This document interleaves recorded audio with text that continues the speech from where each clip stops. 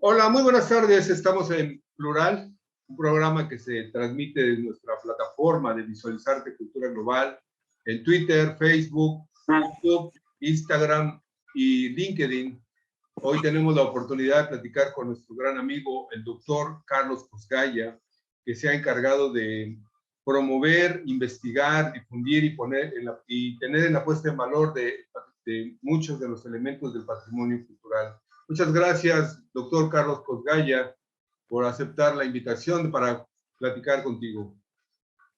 Al contrario, Pablo, muchas gracias a ti por tu invitación continua a participar y a compartir con tu público pues las investigaciones, avances, no avances de la gestión para la puesta en valor del patrimonio cultural y natural también. Claro que sí, mi querido doctor Carlos Cosgaya. Tenemos ya alrededor de 12, 14 años, 12, 13 años conociéndonos. Hemos tenido oportunidad de apreciar y sobre todo de admirar tu trabajo en este tema. Ha sido reconocido, muy recientemente nombrado doctor en Guadalajara. Sí, pero vamos a empezar por el principio, doctor. Cuando nosotros empezamos a frecuentarnos, tú ya tenías varios años haciendo trabajo en la ciudad de Cancún y en tu natal Valladolid.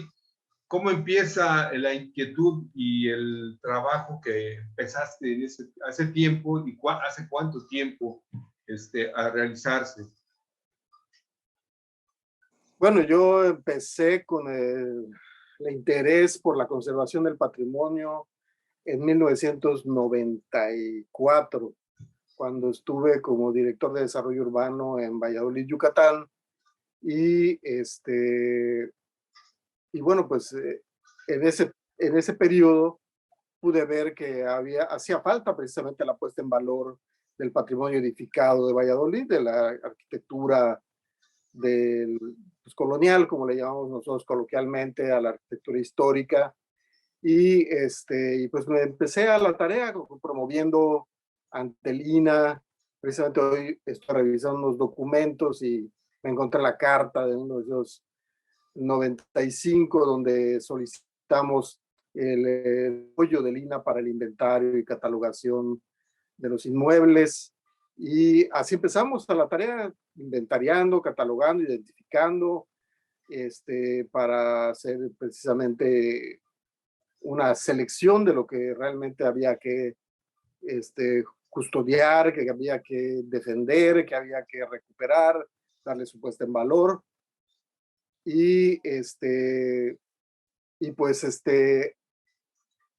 algo que había yo aprendido en ese periodo es que años antes, como 15 años antes, se había hecho un trabajo de inventario también con una propuesta por parte de Sitios y Monumentos del gobierno federal, donde hacían incluso una propuesta de rescate de fachadas, etcétera. Y todo ese trabajo se perdió.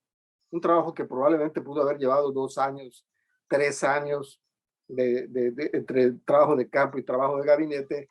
Y entonces, volviendo al punto del tema, es que yo no quería que pasara eso con el trabajo que habíamos realizado en el 95. Entonces, me di a la tarea de empezar a cada administración que entraba, les daba yo la información de lo que hacía falta, de lo que desearía seguir gestionando, en qué punto estaba la gestión, cómo iba, al mismo tiempo pues, en contacto con el Instituto Nacional de Antropología en Ciudad de México para,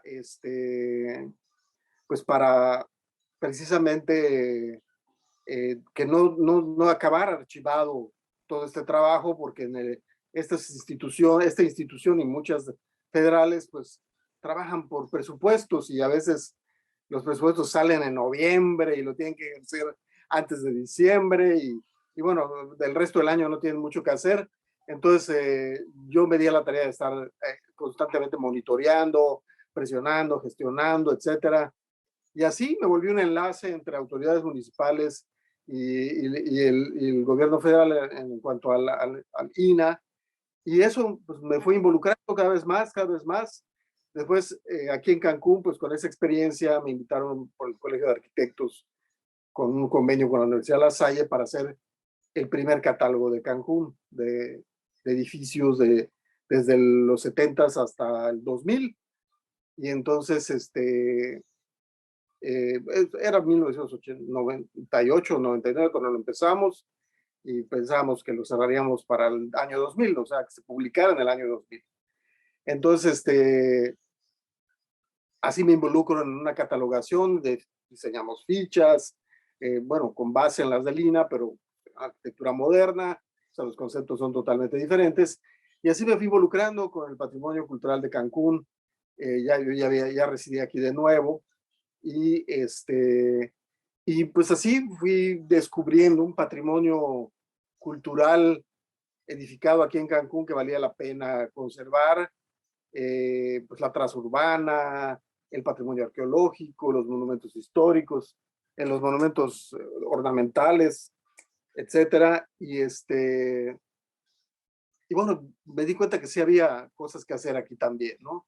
Obviamente con un pie en Valladolid, después el que había sido subdirector de catalogación del INAH sube a ser director nacional de Patrimonio Mundial en México, y entonces un día me visita en Cancún, se hospeda conmigo, yo le empezamos a hablar de las posibilidades de qué podría ser decretado Patrimonio Mundial aquí por la zona, y le hablo, pues le interesa Izamal, agarramos el auto, nos fuimos para allá, y pues, le encantó, se regresó a México, se hizo la propuesta, y bueno, entró a la lista indicativa Izamal en esa época, ¿no? Y así, pues, te digo, cuando se hizo el catálogo de Quintana Roo, pues yo logré inscribir, o sea, pues, como conocía a los que lo estaban haciendo de Lina, les mencioné sobre la hacienda San José de la Vega acá, y Poca Iglesia, y así fueron incluidos en el catálogo de monumentos. Y bueno, es una cosa va llevando a la otra, y así yo hice también mis propios inventarios con los monumentos, las fuentes, la arquitectura que yo consideraba relevante, muy distinta a la que hicimos con el Colegio de Arquitectos y La Salle, porque maneja otros criterios. El patrimonio histórico, que es la único que tenemos acá en la Hacienda San José de la Vega, pero pues lo intangible también es importante, ¿no? Que bueno, Cancún es una amalgama de gente que viene de todas partes de la República y que traen consigo todas sus costumbres, sus tradiciones, y pues se han formado grupos de precisamente inmigrantes de diferentes lados del país que se reúnen en épocas del año, en épocas simbólicas para ellos, y hacen su recreación de sus tradiciones aquí en la ciudad. Entonces, cuando la gente habla de que Cancún no tiene identidad, yo siempre le digo que esa es su identidad, ser una ciudad cosmopolita, ¿no? Ser una ciudad como creo yo, siempre lo comparo así, que debió haber sido Teotihuacán, ¿no? Y muchas ciudades prehispánicas a la que mucha gente, porque digo, en Teotihuacán se han encontrado vestigios zapotecas, mexicas, hasta mayas, etcétera. Pues debe haber tanto en la construcción de la ciudad como en el comercio. Entonces yo pienso que pues, algo así es Cancún para esta época, ¿no? O sea, como fueron esas grandes ciudades. Y entonces, pues así nos hemos dedicado a promover la puesta en valor de lo que hay en Cancún. Sobre todo lo he logrado más que nada en fuentes y monumentos, y en particular en la arqueología logré que sea incluido en la lista indicativa de Patrimonio Mundial los vestigios arquitectónicos, arqueológicos, ¿no? Y de la ciudad, que son bastantes, son 18 que ya identifiqué, y desde luego las facilidades portuarias que ayudaban para el comercio y la navegación maya. Entonces, bueno, lo de la ficha de la San José de la Vega, etcétera. Y bueno, en el caso en el que se ha podido intervenir con ahora sí que restauración, si lo podemos llamar así, han sido pues las fuentes y monumentos. Obviamente los otros, pues su injerencia es el INAH en ambos, y bueno, requiere procedimientos que no solo dependen de la voluntad civil, de la sociedad civil y municipal, sino también ya en este caso de los custodios federales, ¿no? Entonces es más complicado. Claro, doctor, a mí me me parece muy importante, muy pertinente hacer una diferenciación entre todo tu trabajo que haces en lo que viene a ser la parte de la historiografía, la parte de la crónica, la parte de la investigación, la parte que tú recién mencionas de la arqueología y también tu trabajo bueno, tu formación como arquitecto, ¿no? Y bueno, todas esas disciplinas que convergen en tu trabajo tendrían que estar sustentadas y además en un background, en un soporte del desarrollo académico. O sea, no se trata nada más de tomar y agarrar y todo esto, sino tú tienes esa parte de formación de diferentes disciplinas que son las que te han permitido llevar adelante esas actividades. Entonces, actualmente tú, bueno, recientemente estabas participando en el grupo de cronistas, una organización nacional de cronistas, y toda esta parte conlleva una metodología. En este caso, en cuáles te ubicas más? ¿Cuál crees que sea tu fuerte en estas disciplinas, Carlos? Pues mira, una cosa llevó a la otra. Si amarramos la conversación entre lo anterior y lo que me estás ahora planteando, pues precisamente al hacer el catálogo y el inventario, había que respaldar la parte de los levantamientos que se hicieron físicos en video, en foto y todo, con información bibliográfica, con información de, bueno, quiénes vivieron en esas casas, para qué sirvieron, algún evento histórico del interior, etcétera. Pero como en Valladolid fue escenario de muchas guerras, guerra de castas, guerra federalista centralista, primera chispa de la revolución, etcétera, y sobre todo la guerra de castas fue lo más desastroso, en donde se incendian, o sea, bueno, no se incendian, incendian. Los queman. Todos los archivos históricos de la ciudad, desde los archivos municipales hasta los archivos eclesiásticos, etcétera, ¿no? Entonces, pues fuera de lo que puede uno encontrar en el archivo de Indias, archivo de la Nación, las copias que se enviaban por el archivo histórico del Estado, pues no hay nada. Entonces, para apoyar y que no se perdiera ese trabajo que se había realizado, me dediqué a investigar.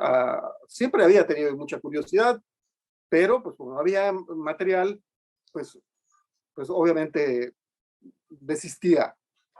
Pero para poder continuar con esto que te estoy diciendo, tengo que hacerle un reconocimiento a mi formación de arquitecto, porque siempre le digo a mis estudiantes que todas esas disciplinas que puedo desarrollar y que ejerzo son por parte de, son precisamente por la formación que tuve como arquitecto. Siempre nos enseñaron en la carrera de arquitectura que pues, obviamente no dominamos todos los temas de lo que vamos a proyectar. Si me dan un hospital, por ejemplo, para proyectar, yo no sé cómo funciona un hospital, qué hace un doctor, que hasta que hice un proyecto de un hospital, supe toda la trama, la parte funcional, las etapas, los procesos, los tiempos, de los espacios, etcétera. Y tuve que hacer encuestas, entrevistas, etcétera. Y bueno, y eso es parte de lo que te enseñan en la carrera, ¿no? A ser investigador, a utilizar la información para poder interpretarla y de ahí poder empezar a los usuarios, por supuesto, no solo los médicos, sino también a los clientes y obviamente a todos los que participan.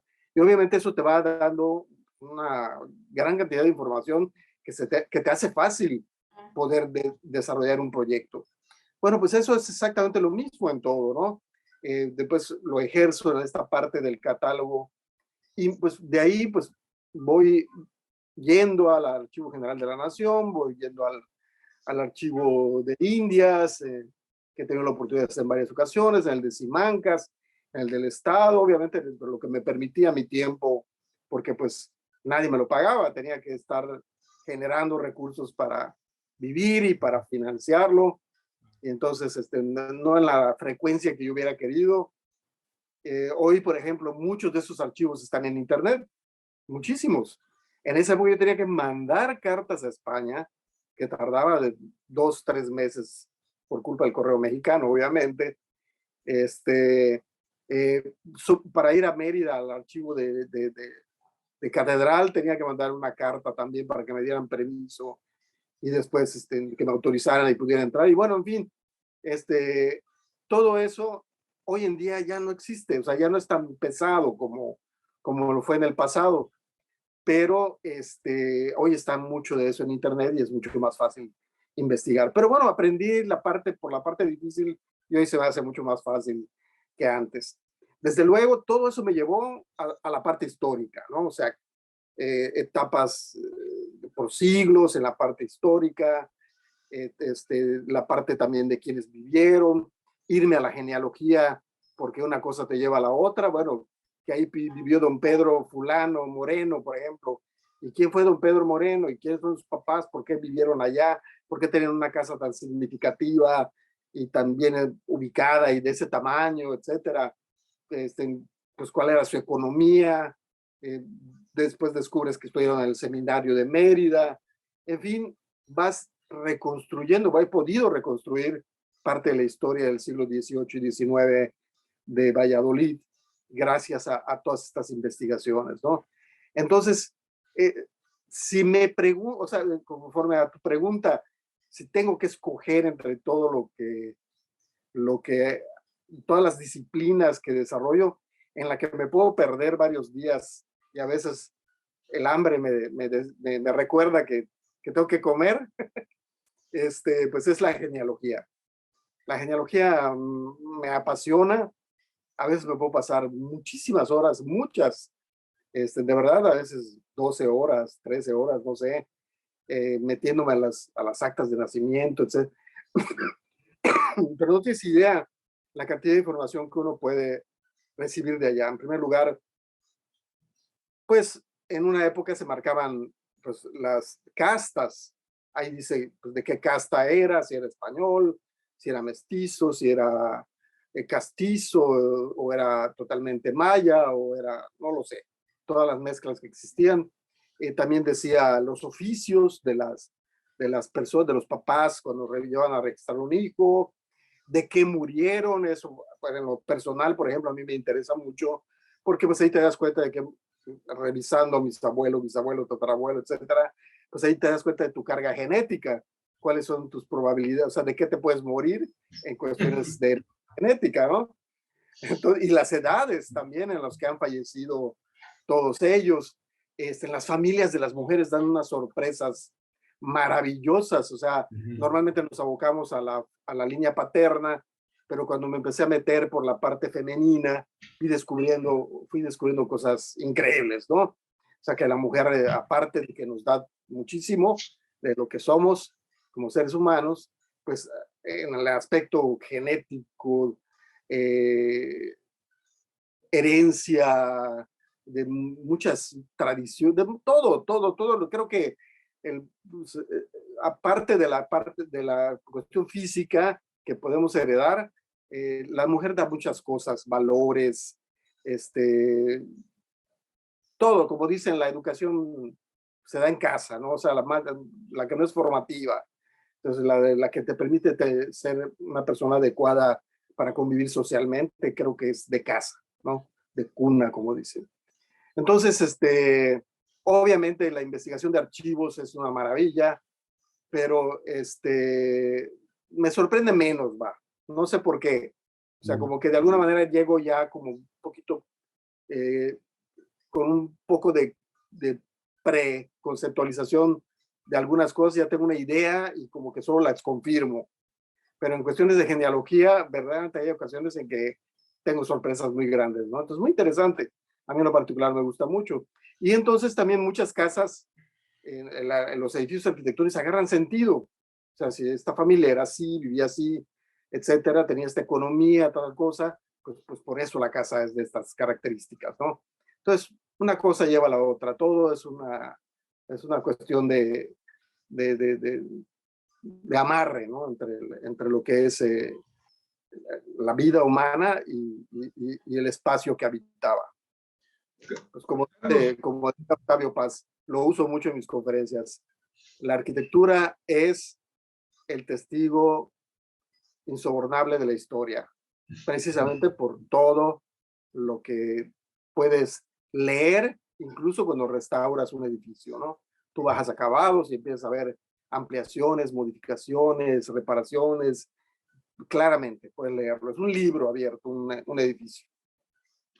Carlos, me parece toda una revelación esta parte de la semántica, de la personalidad y de la genealogía, como bien dices, porque tendríamos entonces a un ser humano mucho más complejo de lo que ya lo pensábamos. Ya viene con todas esas vivencias, realizaciones profesionales, interacción, protagonismo histórico, roles como el de la mujer, en este caso que bien mencionas, y además la otra piel que sería la casa, ¿no? Sería el otro resguardo de su vida, de su cuerpo, de sus ideas, de su proyecto, ¿no?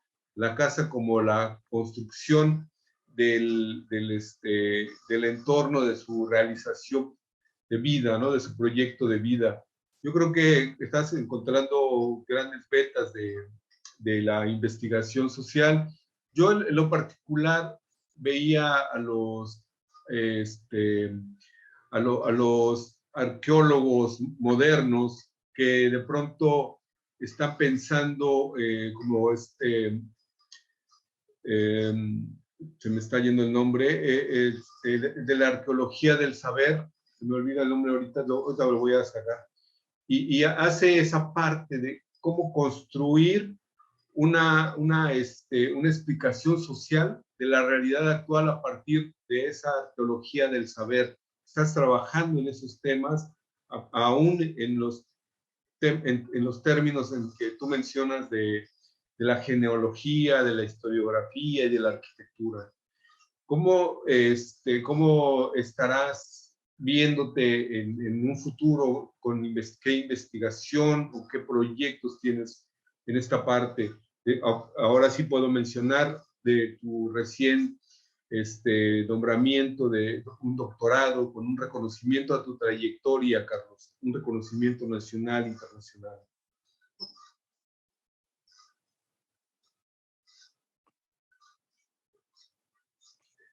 Bueno, sí.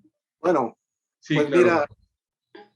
mira, en realidad yo ese doctorado honoris causa que recibí es un reconocimiento que hicieron precisamente por todo este trabajo del que por todo lo que te acabo de platicar, ¿no?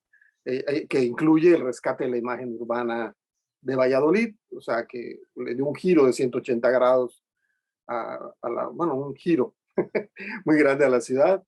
Y hoy, bueno, pues es un destino turístico, dejó de ser una ciudad de paso. Y obviamente esto también lo trajo la inclusión en el programa Pueblos Mágicos, pero mi siguiente paso, o sea que eso vengo trabajando desde que empezó el año, es el deseo de publicar todo lo que te acabo de mencionar que he encontrado. O sea, yo me estoy acercando a algunas instancias porque tengo muy buena información. Creo que puedo tener libros, un libro con información muy inédita, absolutamente inédita, pero que además permitiría entender esa ciudad, porque hoy muchos la están usando, mucho inversionista está llegando, está comprando, pero no hay respeto, no hay entendimiento, no hay comunicación entre los nuevos inversores y la misma ciudadanía con su patrimonio. O sea, no hay una compresión. Si hay una valorización a raíz del rescate de la imagen urbana, vino una recuperación de la identidad, pero por lo físico de los edificios. Pero no hay una comprensión sobre, muchos no tienen idea de que, por ejemplo, que yo he ido descubriendo, hace poco le decía yo a un amigo, un colega cronista, y le digo, ¿tú sabías dónde vivió tu bisabuelo? Y me dijo, no. Y le digo, pues esa casa que está aquí en la esquina era de tu bisabuelo. ¿En serio? Sí, ya esta era de tu tatarabuelo en el 1800 y cacho, pues, empezando el siglo XIX. Y ni ellos lo saben, ¿sí? Entonces, y ni ellos saben el origen de sus familias también, o sea, quiénes fueron los tatarabuelos, los chosnos, etcétera. Entonces, yo quiero, obvio, quiero una muy buena edición, quiero una edición de calidad, un buen libro, porque Valladolid se lo merece, ¿no? O sea, se merece información, se lo merece, la ciudad se lo merece. Entonces, mi intención es que el próximo año, Valladolid fue fundado en 1543 en su primera ubicación. Yo quisiera que el próximo año, que cumple 480 años, se pudiera lograr. Vamos a ver si es posible. Ese es mi objetivo de este año, en lo particular, ¿no? Obviamente sigo trabajando en otros temas, ahí seguimos pues denunciando, gestionando por lo que se hace mal, o sea, contra lo que se hace mal y lo que se hace mal.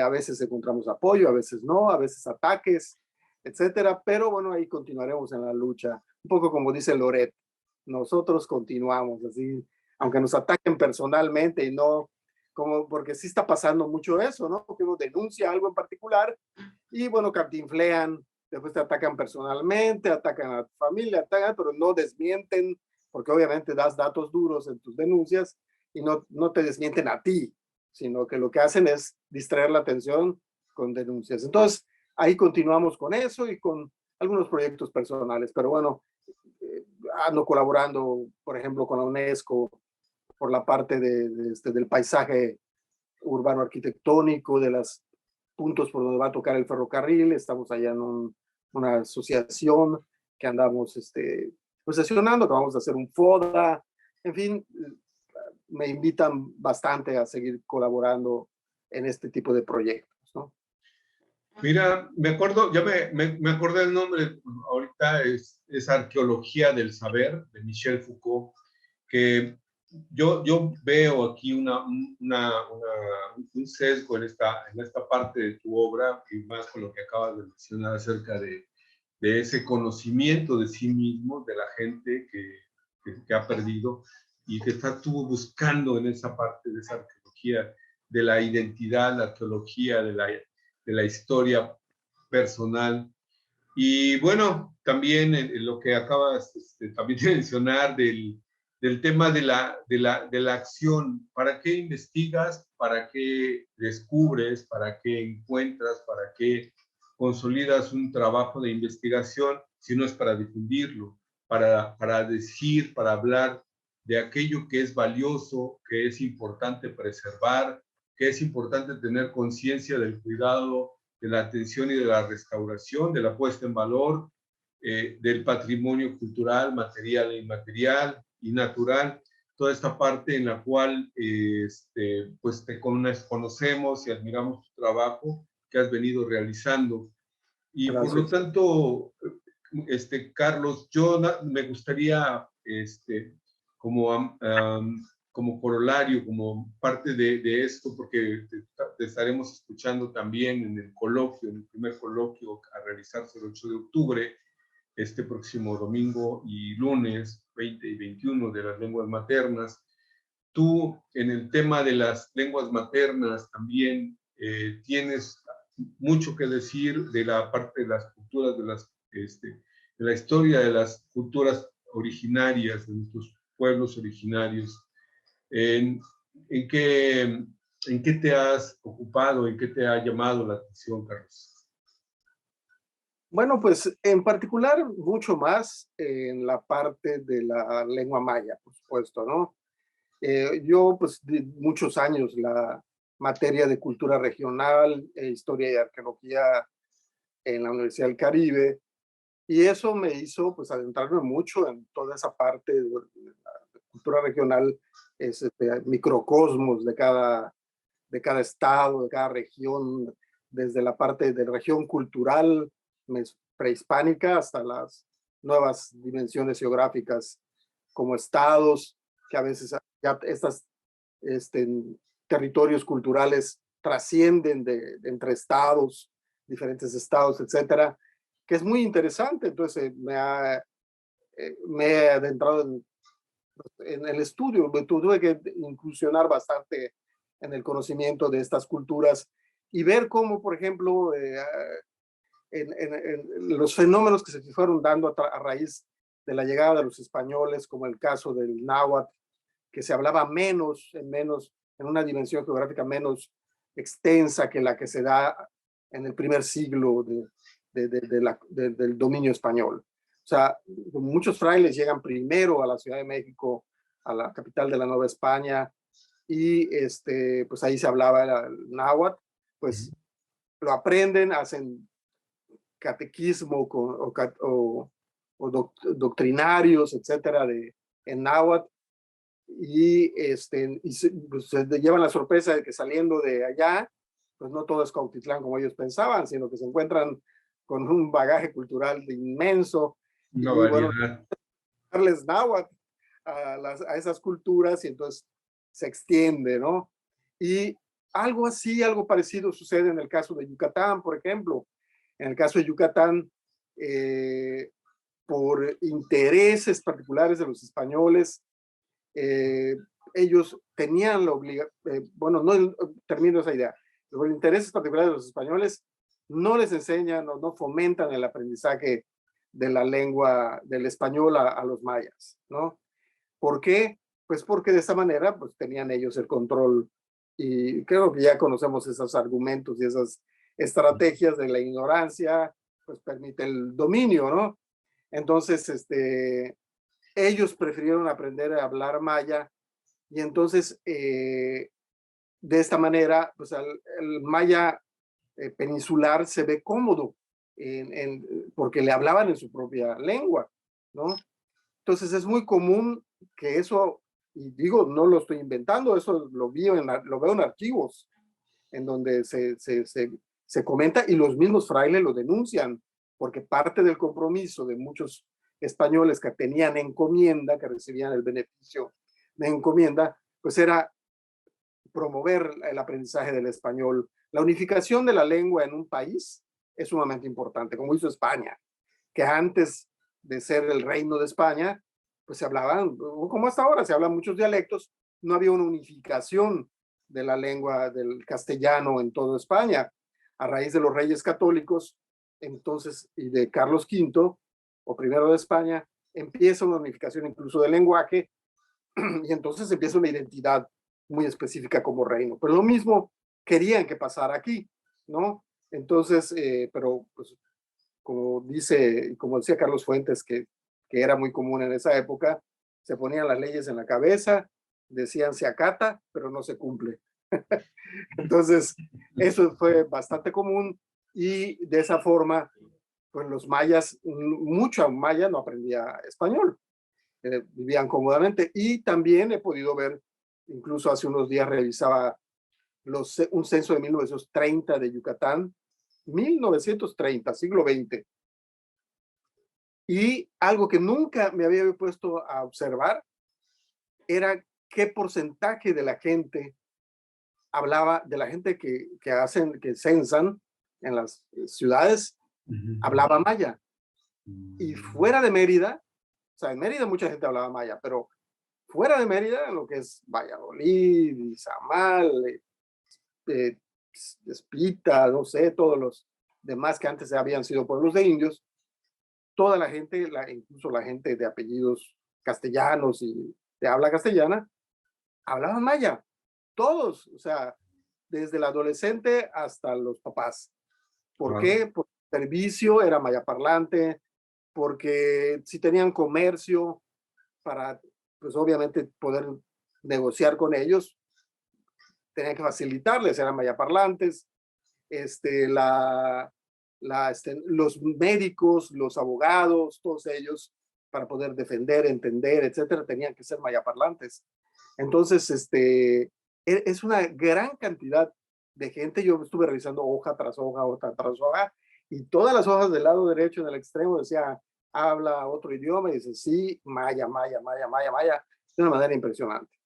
Quiero decirte que, por ejemplo, hasta mis cuñados, que son algunos años mayores que yo, son la generación que todavía aprendieron maya. Y como para mi mala fortuna, o sea, lo que viene después, nosotros no vimos nada de maya en la escuela, nada de nada, y ya mucha población ya iba a la escuela, obviamente, y hablaban español. Yo crecí con mucha gente de origen maya, estudié con mucha gente de origen maya y pues, obviamente hablaban muy bien el español. A veces sus papás no hablaban español e iban a su casa. En una plática que tuve en uno de tus encuentros, precisamente hablé de eso, ¿no? Lo difícil que era para ellos, porque en la escuela aprendían cómo debían pronunciar, escribir, etcétera, pero llegaban a su casa y escuchaban que lo pronunciaban de otra manera y ellos lo seguían hablando así, ¿no? O sea, lo seguían pronunciando a la manera de sus papás, que pues obviamente solo era oral, pero no lo sabían escribir, etcétera. Y, bueno, y lo decían como lo oían. Entonces, pues son cosas muy interesantes que sobre las lenguas maternas, que a veces las obviamos. A mí en la Universidad del Caribe, yo cuando daba clases, como daba cultura regional, lo primero que preguntaba en el salón era, veía a muchos alumnos de apellido maya y preguntaba, ¿quién habla maya? Y la mayoría decía que no, nadie.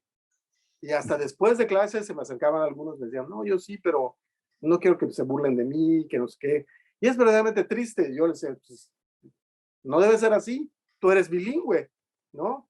Y a lo mejor cuando salgas de la universidad ya hasta eres políglota, hablando inglés y algún otro idioma, con todas las oportunidades que da la Universidad del Caribe de intercambios y de clases de idiomas, etcétera. Entonces, les cambiaba un poquito el chip en ese sentido, pero sí lo veo también con amigos que son hoteleros y colaboré con ellos en algunas cosas. Yo veía la pena de muchos peninsulares, de mucha gente de la península, que les daba pena porque pues, viene gente de toda la República y se burlan pues, de la forma de hablar del peninsular, cuando, bueno, a mí en mi casa me enseñaron desde chico que en casa del ahorcado no se mienta la soga, ¿no? Entonces, ellos deberían tener un poco más de respeto por la forma de hablar de la gente de aquí, pues porque están en su zona, ¿no? Claro. Entonces, pero sin embargo, hay ocasiones en que he estado en reuniones, no he tenido que discutir por eso, porque no hay respeto para la gente de aquí. Al contrario, ¿no? Entonces, a veces les explico, como por ejemplo, cuando la gente dice lo busco y no lo busco, pues es porque la palabra encontrar no existe en maya y ellos lo traducen como muchos hacemos con otros idiomas y lo dicen exactamente igual, pero pues eso no lo comprenden y obviamente solo les causa gracia y lo usan para estar allá en la broma, ¿no? Pero muchas Claro, cosas claro. así son. Y bueno, es una ventaja, por ejemplo, ahora en el estado de Yucatán, pues ya se estableció la educación desde hace algunos años, desde la primaria de la lengua maya. Y eso es algo valiosísimo, algo sin duda que marca una pauta importante en la conservación de las lenguas maternas, ¿no? Porque pues creo que es de las pocas culturas que han sobrevivido vivas. O sea, realmente, y sobre todo en el estado de Quintana Roo, tú te vas al sur, o sea, del centro al sur del estado, y desde Felipe Carrillo Puerto para atrás, hay un orgullo y una defensa por la lengua materna, la lengua maya, importantísima. Y todas las costumbres, ¿no? Claro. Carlos, en esa parte que comentabas de la frase, yo platicaba con algunos académicos, profesores de la UINCRO, y hablaban ellos de que el te busco y no te busco, que está construido porque la palabra buscar y encontrar es la misma. O sea, tiene Exacto. la misma semántica, entonces por eso no la diferencia el hablante original, del lengua original, del maya, y nosotros esperábamos que una explicación o pensábamos que era una deficiencia en el lenguaje, sin embargo no lo entendemos, no lo sabemos, que la parte de la construcción de esa palabra tiene esa característica.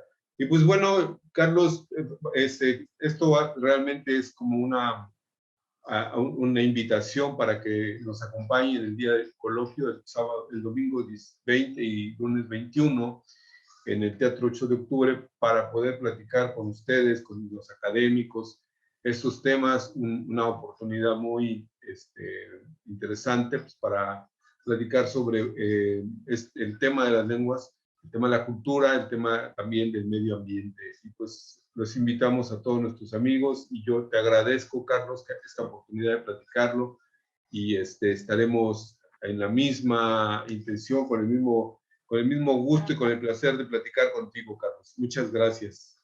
Al contrario, Pablo, gracias a ti por la oportunidad y la invitación a participar en este evento. Ahí estaremos.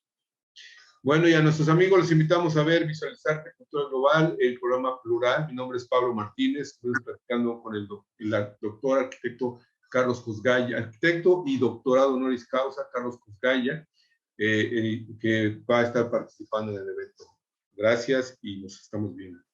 Gracias, Pablo. Buenas noches.